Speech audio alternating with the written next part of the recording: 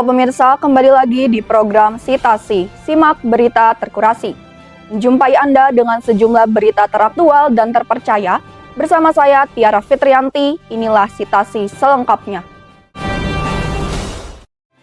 Aksi Kamisan merupakan aksi rutin yang dilaksanakan setiap hari Kamis.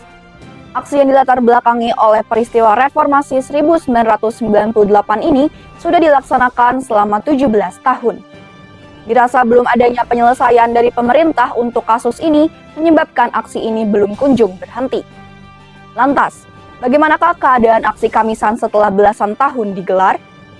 Aksi Kamisan yaitu sebuah gerakan yang lahir dari kepedulian akan hak asasi manusia di Indonesia. Sebuah kegiatan yang dilakukan setiap hari Kamis di berbagai titik di Indonesia, terutama di Jakarta. Para peserta yang terdiri dari keluarga korban, aktivis, dan simpatisan berkumpul untuk mengenang korban-korban pelanggaran hak asasi manusia, terutama yang mengalami penculikan dan juga penghilangan paksa. Bu Somarsi, seorang ibu dari salah satu korban pelanggaran HAM, berbagi pandangannya tentang seberapa penting aksi Kamisan. Saya Sumarsi, ibunya Wawan. Nama lengkapnya Bernardinus Realino Norma Irmawan, mahasiswa Atmajaya, jurusan Ekonomi Akuntansi. Tetapi kuliahnya hanya sampai semester kelima karena meninggal dunia dalam tragedi Semanggi 1, 13 November 1998. Peristiwa tragedi Semanggi 1 itu adalah pada saat para mahasiswa berdemonstrasi menolak sidang istimewa MPR RI karena disinyalir akan dipergunakan untuk konsolidasi kroni-kroni Soeharto, yaitu Presiden Republik Indonesia yang diturunkan dari jabatan Presiden oleh Gerakan Mahasiswa Bersama Rakyat. Selamat sore pemirsa, saat ini saya sedang berada di depan Istana Negara, lokasi yang sama di setiap minggunya dalam menyelenggarakan aksi Kamisan.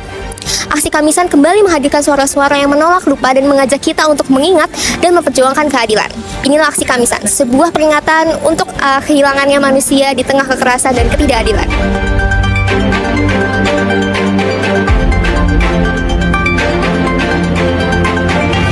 Meskipun waktu telah berlalu, semangat para aktivis yang datang pada hari ini tetap menyala. Demikian informasi yang saya bisa sampaikan dari aksi Kamisan. Saya Nasya Firna Frista, beserta rekan saya Victoria Hutagalung melaporkan. Terima kasih Nasya Frida. Dengan hal ini diharapkan pemerintah dapat memberikan titik terang untuk para aktivis 98 yang dilanggar haknya. Pemirsa, aksi May Day merupakan sebuah kegiatan yang dilakukan untuk memperingati Hari Buruh Internasional. Kegiatan yang digelar tiap tanggal 1 Mei ini merupakan momentum untuk mengingatkan kita tentang sejarah panjang kaum buruh dalam memperjuangkan hak-hak mereka. Lantas, hal apakah yang dituntut pada aksi May Day tahun ini?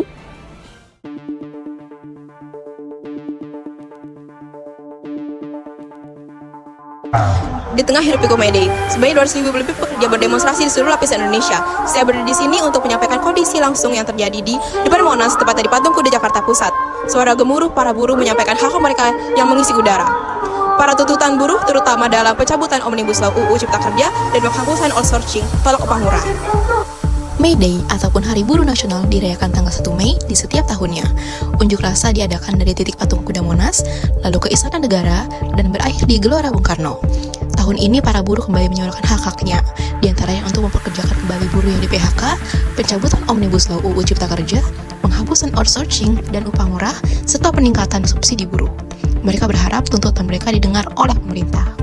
Untuk Jawa Barat, Banten, DKI dipusatkan di Istana sampai pukul 12.30 atau 13.00 WIB.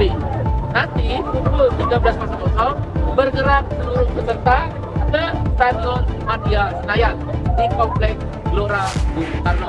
May Day kali ini mengangkat dua isu utama. Satu, mencabut Omnibus Law Undang-Undang Cipta Kerja. Dua, hapus outsourcing untuk tolak upah murah. Kami berharap tidak ada lagi klaster ketenaga kerjaan dalam bentuknya apa? Presiden terpilih kami berharap mengeluarkan peraturan pemerintah mengganti undang-undang mencabut klaster ketenaga kerjaan dan klaster petani yang merugikan.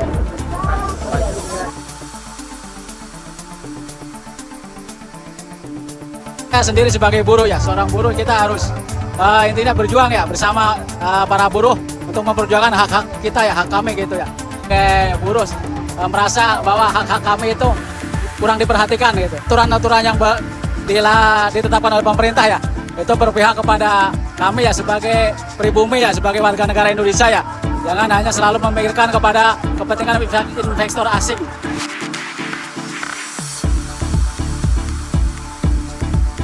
Pemirsa, setelah kita menerusi demonstrasi buruh May Day pada kali ini, kita dapat mengetahui betapa besarnya perjuangan para buruh untuk menyuarakan hak mereka. Besar pengorbanan mereka diiringi dengan besar harapan mereka dalam May Day pada tahun ini. Saya Farah Nur Fadilah dan Adi Nawazun Nurhadraha melaporkan. Terima kasih Farah Nur Fadilah.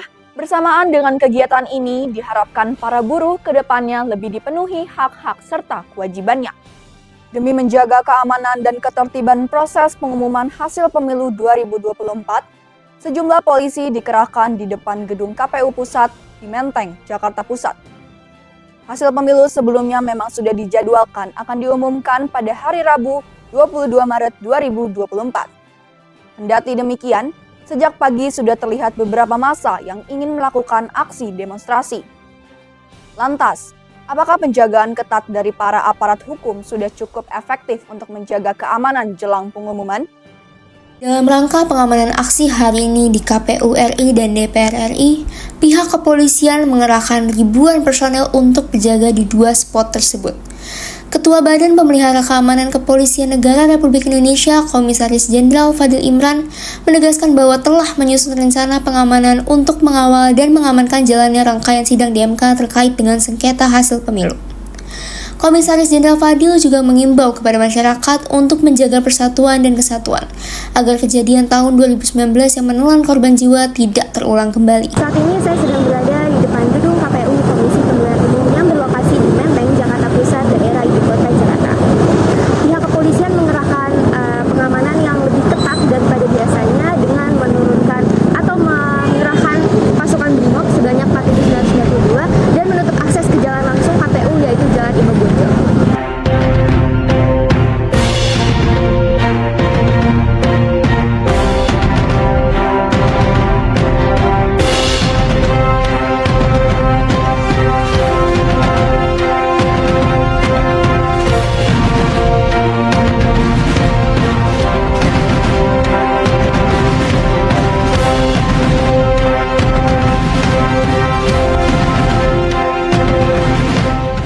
Terima kasih Nasya Frida sudah melaporkan. Bersamaan dengan berita tersebut sekaligus menjadi penutup pada segmen pertama Sitasi hari ini. Tetap bersama kami karena selanjutnya akan ada berita berkenaan dengan olahraga Timnas Indonesia. Pemirsa, kembali lagi di program Sitasi, simak berita terkurasi. Bersama saya Tiara Fitrianti. Timnas Indonesia kembali berjuang dalam pertandingan melawan Vietnam untuk kualifikasi Piala Dunia 2026. Stadion utama Gelora Bung Karno terlihat padat dipenuhi penggemar setia Timnas Indonesia. Pada pertandingan penting antara Timnas dan Vietnam, antusiasme para penggemar bola mencapai puncaknya. Bahkan beberapa dari mereka mengambil cuti kerja hanya untuk menyaksikan pertandingan yang dianggap sebagai ujian besar bagi Timnas Indonesia. Di Irak Filipina nonton Streamingnya? Streaming di TV kan disiarin di TV ya. Kalau yang pertama sih masih mungkin adaptasi kali ya, soalnya kan baru klub sama beberapa pemain yang dari luar kan, yang pemain keturunan sama yang pemain lokal. Terus juga kalau yang untuk yang Filipina udah better lah, udah better kan tapi seri kan, apalagi after Piala Asia kemarin itu udah benar-benar grow up. Hari ini merupakan liga tanding antara Timnas Indonesia melawan Vietnam pada kualifikasi Piala Dunia 2026. Pertandingan ini diselenggarakan di Stadion Utama Gelora Bung Karno dan akan dilaksanakan jam 8:30 malam. Namun nampaknya antusiasme warga sudah mendominasi GBK sejak sore ini untuk menyaksikan pertandingan yang akan segera dilaksanakan.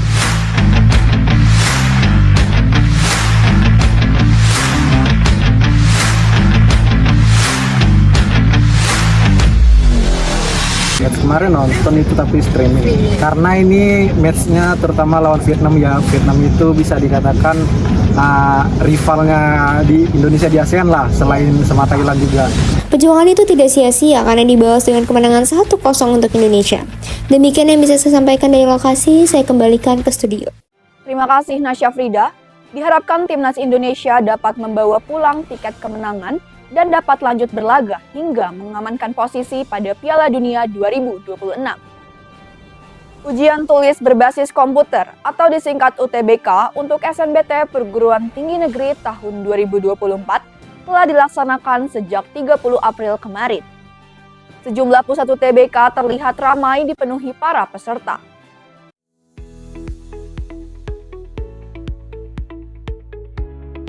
Seleksi Nasional Berdasarkan Tes atau SNBT merupakan seleksi bersama yang diikuti oleh para mahasiswa baru di lingkungan perguruan tinggi. Pada siang hari ini saya berada di UI di Gedung Visip untuk melaporkan kondisi langsung pelaksanaan SNBT 2024 dan mengulik bagaimana persiapan dan harapan para peserta SNBT 2024 ini. SNBT atau Seleksi Nasional Berdasarkan Tes kembali digelar. Salah satunya adalah SNBT yang dilaksanakan di Universitas Indonesia, tepatnya di Gedung Visip. Para peserta ujian sibuk menyiapkan dirinya sebelum ujian. Panitia SNBT yang memberi pengarahan kepada peserta ujian sebelum memasuki ruang ujian, hingga penertiban alat elektronik milik peserta. Para peserta ujian berharap agar SNBT memberikan hasil yang memuaskan untuk melanjutkan pendidikan ke perguruan tinggi mereka. Kalau sebelum sih rada takut, pas sesudah lega sih. 8 kayak deh. Lebih ke ngeblank sih, belajar dari jauh-jauh hari sih, sama lihat soal-soal yang udah keluar sebelumnya, sama lewat dari Twitter.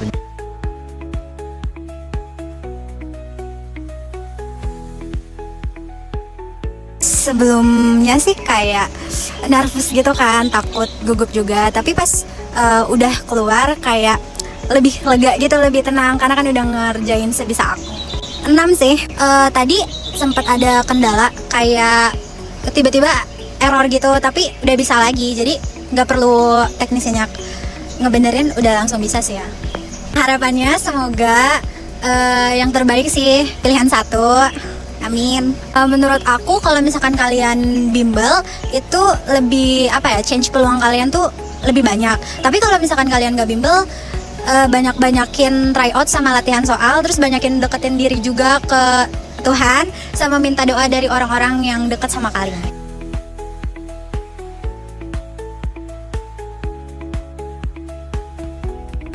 Demikianlah liputan kami mengenai pelaksanaan SNBT 2024 di lingkungan UI ini. Dari semangat para peserta, kita dapat mengetahui bahwa SNBT ini menjadi tonggak penting bagi mereka untuk menuju ke pintu gerbang perguruan tinggi. Saya Farah Nur Fadilah dan Ade Nazanul Graha melaporkan. Terima kasih Farah Nur Fadilah atas laporannya. Berkenaan dengan berita UTBK tersebut sekaligus menjadi penutup pada segmen kedua Sitasi hari ini. Tetap bersama kami karena selanjutnya akan ada berita seru mengenai book party. Pemirsa, kembali lagi di program Sitasi, simak berita terkurasi.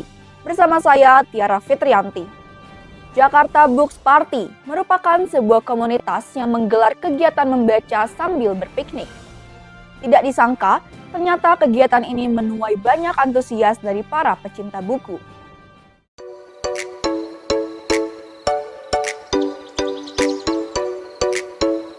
Pemirsa, baca buku seringkali dikatakan sebagai aktivitas yang monoton dan juga tidak menyenangkan. Tapi pernah nggak sih pemirsa nyobain baca buku bersama sambil piknik? Nah, sekarang saya lagi ada di Taman Aksat Blok M untuk ngepoin kegiatan seru nih dari salah satu komunitas unik di Jakarta yang namanya itu Jakarta Books Party. Jadi sebenarnya komunitas ini itu apa sih? Yuk kita sama-sama kepoin. Wiwik Setiawati selaku founder mengakui bahwa perkembangan dan antusiasme masyarakat terhadap Jakarta Book Party terbilang sangat mengesankan dan juga tak terduga. Awal mulanya kita sebenarnya cuman perkumpulan teman-teman yang gabut. Aku mikir gitu, kenapa nggak piknik di taman sekalian bawa buku. Ternyata dari teman-teman pada mau ya kita bikin konten, ternyata banyak yang tertarik juga gitu untuk ikut kita. Yaudah akhirnya kita bikin aja deh Jakarta Book Party. Pas kita adain book party tuh teman-teman pada tertarik gitu dan ternyata animonya tuh tinggi gitu. Hadirnya Jakarta Book Party sebagai perkumpulan hobi dengan cara yang segar mendatangkan respon positif dari partisipan di berbagai wilayah, termasuk Akmalia, partisipan Jakarta Book Party asal Bekasi yang telah rutin mengikuti pertemuan sejak November 2023 lalu. Punya sudut pandang beragam dari berbagai buku yang teman-teman mereka bawa, terus mereka sharing gitu. Jadi banyak sudut pandang yang seru sih menurut aku. Nah pemirsa, ternyata emang ada kisah inspiratif nih di balik terbentuknya komunitas Jakarta Books Party. Selain itu, para peserta yang hadir ini juga merasakan experience yang unik dan berkesan dari kegiatan piknik sambil baca buku. Semoga kedepannya makin banyak ya komunitas yang hadir dengan kegiatan positif lainnya.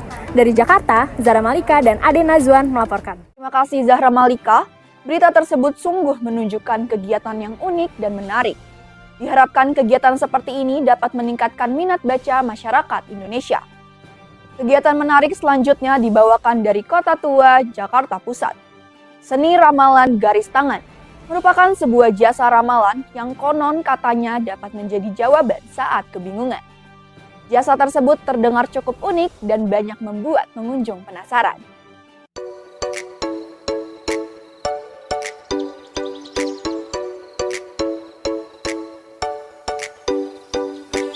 Selamat sore pemirsa, hari ini kita akan menelusuri misteri di balik garis-garis telapak tangan kita. Di balik sejarah Kota Tua, ada seni jasa garis tangan yang sudah menjadi sorotan. Di belakang saya sudah ada penyedia jasa ramal garis tangan yang sudah bersedia untuk meramal nasib saya. Mari kita telusuri selengkapnya. Seni ramal garis tangan yang unik hadir di tengah tempat sejarah Kota Tua, Jakarta Pusat. Konon katanya, ramal garis tangan ini dapat mengetahui kepribadian serta takdir kita di dunia. Pak Dedeh Ahdiat, salah satu peramal garis tangan yang sudah lama menginjak kaki di tanah Jawa ini. Ia mempraktikkan ramalan ini dengan unsur Islami. Jenis ramalan ditawarkan pun beragam, dengan harga 30 hingga 60 ribu rupiah. Mengasih motivasi kepada orang-orang yang dari patah semangat jadi semangat, yang lagi galau mudah-mudahan jadi biasa lagi. Apa di sini udah lama ya, dari 2004 Bapak udah di sini.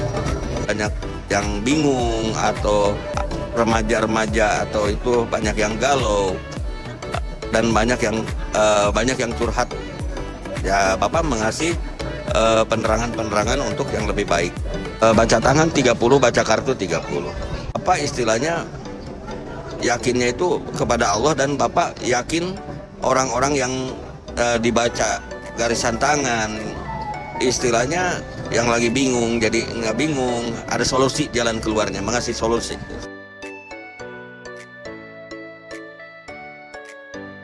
Dari jasa ramalan di Kota Tua ini, kita bisa belajar bahwa nasib kadang terukir di tangan kita sendiri. Meski ramalan ada mitos, saya sendiri sudah memberikannya karena sebagian besar ramalan yang Bapak tersebut berikan adalah benar. Jadi bagaimana? Apakah kalian tertarik untuk mencobanya? Saya Farah Nur Fadilah dan Victoria Sagalung melaporkan. Terima kasih Farah Nur Fadilah untuk laporannya. Berita tersebut sekaligus menjadi penutup segmen ketiga Citasi hari ini. Tetap bersama kami karena segmen selanjutnya merupakan segmen khusus mengenai bulan Ramadan yang akan dibawakan oleh rekan saya, Naswa Zaidah. Halo pemirsa, berjumpa kembali dalam liputan Citasi. Simak berita terkurasi bersama saya, Naswa Zaidah. Pemirsa, kabar terkini mengenai arus mudik lebaran yang sudah memasuki puncaknya pada tanggal 7 April 2024. Stasiun Pasar Senen di Jakarta Pusat mengalami lonjakan penumpang yang luar biasa. Sejak dimulainya arus mudik pada tanggal 5 April 2024, jumlah penumpang yang berangkat dari stasiun ini telah mencapai sekitar 46.300 orang. Baik pemirsa, per H-3 Lebaran, per hari ini yaitu di tanggal 7 April 2024, di Stasiun Pasar Senen, Jakarta Pusat, mulai terpantau sangat ramai dan padat penumpang yang ingin pergi mudik menggunakan kereta api. Pihak PT KAI mengatakan bahwa hari ini menjadi salah satu hari di mana lonjakan penumpang cukup tinggi, yaitu nantinya akan ada sekitar 46.300 penumpang yang diberangkatkan dari Daop 1 Jakarta. Sejak pagi hari, ribuan calon penumpang kereta api sudah memadati area Stasiun Pasar Senen, Jakarta Pusat. Stasiun Pasar Senen menjadi salah satu tempat keberangkatan mudik dengan lonjakan penumpang yang tinggi di Daop 1 Jakarta, dengan keberangkatan sejumlah 26.777 penumpang pada 5 April 2024. Meskipun terpantau sangat ramai, pihak PT KAI mengatakan bahwa di H-3 Lebaran ini jumlah pemudik sudah berkurang dibanding hari sebelumnya, mengingat puncak keberangkatan mudik 2024 telah terjadi pada H-5 Lebaran. Mudik Lebaran terjadi pada tanggal 5 kemarin. Artinya kemarin tanggal 5 itu H-5. Adapun data yang bisa kami sampaikan kaitannya kemarin yang mudik puncak Lebaran itu sekitar 47.000 keberangkatan dari stasiun wilayah Daop 1 Jakarta. Kalau untuk keberangkatan dari stasiun Pasar Senen kemarin tertinggi adalah 26.777, dan untuk hari ini mungkin masih di bawahnya karena untuk hari ini sudah mulai libur dari kemarin keberangkatan. Ramainya arus mudik ini menjadi bukti nyata dari antusiasme masyarakat menyambut Hari Raya Idul Fitri. Bagi pemirsa yang ingin melakukan mudik menggunakan transportasi umum, mohon untuk tetap menjaga kesehatan dan juga perhatikan barang bawaan. Dari Jakarta, Zahra Malika dan Ade Nazwan melaporkan. Terima kasih Zahra Malika. Dengan hal ini kami menghimbau kepada para pemudik untuk tetap mematuhi peraturan serta arahan dari petugas demi kelancaran perjalanan. Persiapkan tiket dengan baik serta selalu jaga barang bawaan Anda. Melambungnya harga barang pokok terutama cabai kembali terjadi menjelang Hari Raya Idul Fitri 2024 di Pasar Senen, Jakarta Pusat. Para pedagang dan pembeli merasakan dampak dari kenaikan harga yang terjadi sejak beberapa hari terakhir.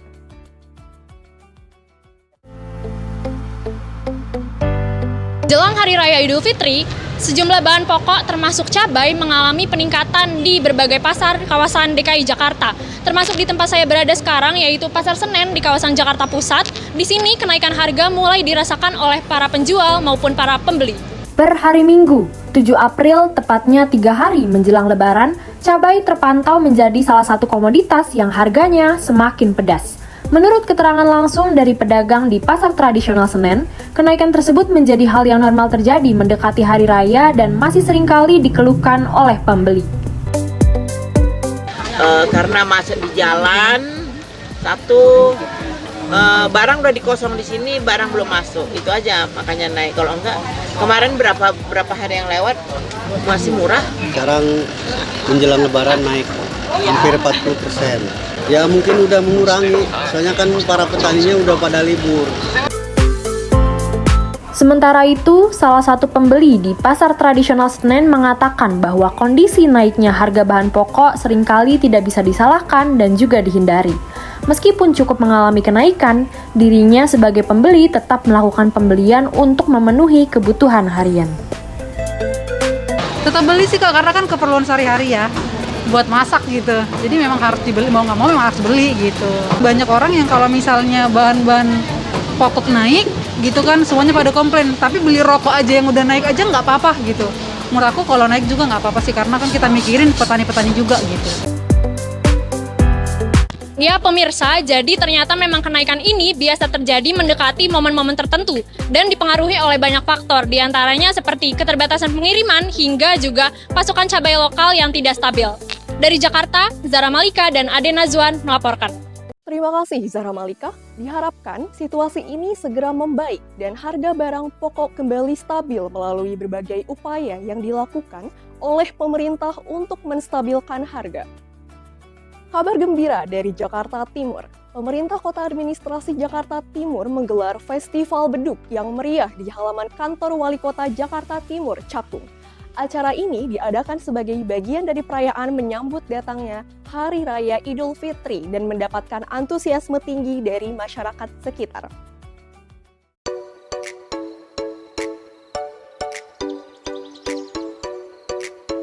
Pada bulan Ramadan, beduk rasanya menjadi salah satu hal yang ikonik dan juga suaranya dinanti-nantikan sebagai pertanda jam buka puasa. Nah pemirsa, saat ini saya akan menyaksikan sisi lain beduk di halaman kantor Wali Kota Jakarta Pusat. Di sini, para penabuh beduk akan menyajikan penampilan-penampilan spektakuler untuk memeriahkan Festival Beduk 2024. Bagaimana keseruannya? Yuk langsung saja kita simak. Menyambut perlombaan tabuh beduk dalam Festival Beduk 2024, belasan tim dari perwakilan kecamatan di Jakarta Pusat saling berkompetisi untuk pulang sebagai pemenang. Menjadi suatu kebanggaan tersendiri bagi Kecamatan Kemayoran yang berhasil pulang sebagai juara 1 dan maju sebagai perwakilan Jakarta Pusat ke perlombaan beduk tingkat provinsi. Kita diberi kesempatan yaitu menjadi terbaik pertama. Kita tuh benar-benar dari malam ketemu malam buat latihan doang. 2023 itu alhamdulillah kita dipercaya menjadi terbaik 1 dan tahun ini pun dipercaya lagi untuk mewakili tingkat DKI ya. Jadi juara 1 lagi alhamdulillah. Hadirnya festival ini juga menjadi sarana hiburan gratis bagi masyarakat umum yang hadir. Ria, warga sekaligus pendukung tim Duri Pulo, merasakan antusias atas penyelenggaraan festival ini. Ia berpendapat bahwa hadirnya perayaan ini bisa menimbulkan rasa cinta bagi generasi muda terhadap kebudayaan beduk yang sangat penting untuk dilestarikan. Menikmati banget sih, soalnya acaranya bagus banget. Bisa banget, soalnya kan yang ikut acara ini rata-rata anak muda ya, jadi bisa nambah wawasan di bulan Ramadan gitu sih. Selain memeriahkan bulan Ramadan, Festival Beduk 2024 juga menjadi wadah kreativitas dan juga menjadi sarana hiburan bagi masyarakat. Dari Jakarta, Zahra Malika dan Victoria Hutagalung melaporkan. Terima kasih Zahra Malika. Melalui festival ini menjadi harapan agar selalu menjadi ikon budaya yang membanggakan bagi Jakarta Timur dan sekitarnya. Semoga semangat kebersamaan dan kecintaan terhadap budaya di tengah bulan suci ini selalu terjaga di tengah-tengah kita. Pemirsa, bingung memilih tempat membeli baju lebaran? Pusat perbelanjaan terbesar di Jakarta, Tanah Abang jawabannya. Menjelang lebaran, Tanah Abang, terutama toko yang dikenal sebagai Little Bangkok, dipenuhi oleh pembeli yang berburu baju lebaran. Fenomena ini mematahkan stigma bahwa belanja online lebih ramai peminatnya. Tanah Abang, khususnya Little Bangkok, adalah surga bagi para pemburu fashion yang mencari baju lebaran yang unik dan terjangkau. Dari ujung ke ujung, setiap sudutnya menawarkan pengalaman berbelanja yang tak terlupakan. Ramainya suasana, keanekaragaman produk, dan pengalaman berbelanja yang unik membuat Tanah Abang tetap menjadi salah satu ikon kota Jakarta yang tak terlupakan. Saat ini saya sedang berada di Pasar Tanah Abang, tepatnya di daerah Jakarta Pusat. Rasanya sayang ya jika kita tidak ikut memantau langsung tren-tren baju lebaran yang dijual di pasar ini. Pada bulan September tahun 2023, masyarakat dihebohkan dengan sejumlah penjual yang melakukan protes terhadap Menko UKM untuk menutup sistem TikTok Shop karena dianggap sebagai saingan berat bagi para penjual. Namun jika kita lihat dari keramaian saat ini, sepertinya masyarakat sudah mulai memenuhi Pasar Tanah Abang ini dan mulai mencari kebutuhan Hari Raya Idul Fitri di Pasar Tanah Abang ini. Needed somebody to show the way. Yeah, I was a heartbeat with no sound till you came around. Yeah, you showed me colors, light in the darkness. You were the only thing I need. Nampaknya kondisi Pasar Tanah Abang sudah kembali ke masa jayanya lagi, dengan koleksi yang kian hari kian bertambah sesuai dengan perkembangan zaman. Demikian informasi yang bisa saya sampaikan dari lokasi. Saya kembalikan ke studio. Terima kasih Nasya Frida. Antusiasme masyarakat untuk berbelanja di pusat perbelanjaan ini menunjukkan bahwa Tanah Abang masih menjadi destinasi utama untuk mencari kebutuhan lebaran. Tetaplah mematuhi protokol kesehatan agar kita semua bisa berbelanja dengan aman dan nyaman. Nah pemirsa, selain berburu baju lebaran, yang satu ini juga menjadi budaya yang tak terlewatkan. Di tengah suasana Ramadan yang penuh keseruan, tepatnya di Jakarta, ngabuburit atau waktu menjelang berbuka puasa selalu menjadi momen yang ditunggu-tunggu. Salah satu lokasi favorit untuk ngabuburit di Jakarta Pusat adalah Pasar Bendungan Hilir, yang dikenal sebagai surganya takjil.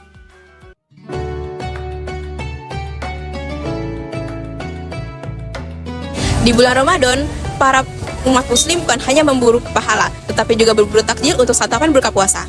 Kali ini saya berada di Pasar Ben Hill, salah satu tempat yang dikunjungi para pemburu takjil untuk membuka puasa. Nah pemirsa, pada sore hari ini saya akan mengajak Anda untuk menjelajahi kuliner takjil yang berada di Pasar Ben Hill, Jakarta Pusat. Sudah dilihat di belakang saya sudah banyak para pemburu takjil. Yuk ikuti saya untuk berburu. Pasar Takjil Ben Hill, Jakarta Pusat menjadi tempat yang menarik hati para pencari takjil di bulan Ramadan. Dengan harga takjil yang terjangkau, juga jenis yang bervariasi, takjil manis hingga gurih, maupun hangat hingga dingin. Semua tersedia di sini. Dengan para pembeli yang berantusias, bermanfaat bagi para pedagang untuk memenuhi kebutuhan hidup sehari-hari. Tahun berapa ya? Udah lama deh pokoknya. Tapi kalau sehari-hari saya juga jualan, nggak puasa aja. Lumayan dah, bisa buat belanja lagi. Habis sahur. Dari habis sahur ya. Sampai buka puasa ya? Iya. Buat sendiri. Semuanya buat sendiri. Makanya dari sahur. Ini kesempatan emas. Setahun sekali. Untuk aku sih terjangkau ya, harganya murah-murah juga, terus makanannya juga bervariasi banyak. tempatnya harus lebih strategis lagi karena ini pinggir jalan banget. Apalagi kalau udah makin sore kan makin rame. Itu juga bisa nimbulin macet sih. Pemirsa, setelah menjelajahi pasar Bensil ini, kita bisa melihat betapa ramainya pasar ini. Tidak hanya pedagang yang beraneka ragam, tetapi juga para pembeli yang ikut penasaran akan ramainya pasar ini. Saya Farah Nur Fadilah dari Pelitaria Tagalung melaporkan. Terima kasih Farah Nur Fadilah. Baik, begitulah suasana ngabuburit di Pasar Ben Hill yang seru dan penuh antusiasme warga yang betah berburu takjil. Mari kita sambut bulan Ramadan dan waktu berbuka bersama keluarga dengan penuh sukacita. Baiklah pemirsa, Anda telah menyaksikan berita terkini kami spesial Ramadan. Saya, Nashwa Zaidah, mengucapkan terima kasih telah menyimak berita hari ini bersama kami. Semoga liputan kami menyemarakan semangat Ramadan Anda. Bersamaan dengan informasi yang telah disampaikan, sekaligus menutup kebersamaan kita dalam Sitasi hari ini. Saya Nashwa Zaidah, mewakili seluruh kru dan kerabat yang bertugas mengucapkan terima kasih atas kebersamaan Anda. Simak selalu berita terkurasi kami, dan sampai jumpa.